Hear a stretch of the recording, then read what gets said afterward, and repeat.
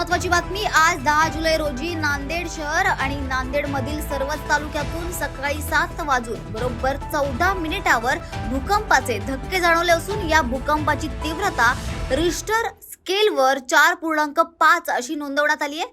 भूकंपाचा केंद्रबिंदू हिंगोली जिल्ह्यातील कळमनुरी तालुक्यातील रामेश्वरा तांडा गावात असून नांदेड व परभणी जिल्ह्यात या भूकंपाचे धक्के जाणवलेत, तर अशी माहिती नियंत्रण कक्षास प्राप्त झाली आहे।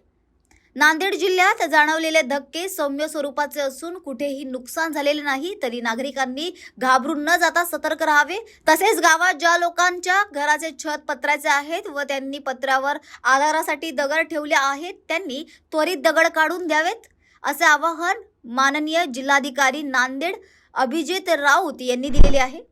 आज सकाळी 7 ते 7:15च्या दरम्यानमध्ये हिंगोली जिल्ह्यामध्ये केंद्रबिंदू असणारा एक भूकंपाचा धक्का आपल्या नांदेड शहरामध्ये आणि अनेक तालुक्यांमध्ये सुद्धा जाणवला। याची रिक्टर स्केलवर तीव्रता 4.5 एवढी होती। याचा अर्थ की हा अतिसौम्य या प्रकारामध्ये गणला जाणारा होता। रिक्टर स्केलमध्ये त्याची गणना होते। या अनुषंगानं आपण वारंवार सर्वांना सावधतेच्या सूचना दिलेल्या आहेत। विशेषतः भूकंप आल्यावर काय करावा याची नियमावली सुद्धा आपण जाहीर केलेली आहे आणि या विषयानं अधिक अभ्यास करण्यासाठी आपल्या स्वामी रामानंद तीर्थ मराठवाडा विद्यापीठातील भूगर्भशास्त्र विभागाची टीम आणि त्याचबरोबर नॅशनल सेस्मॉलॉजी सेंटरची टीम यांना सुद्धा आपण पूर्ण माहिती कळवलेली आहे।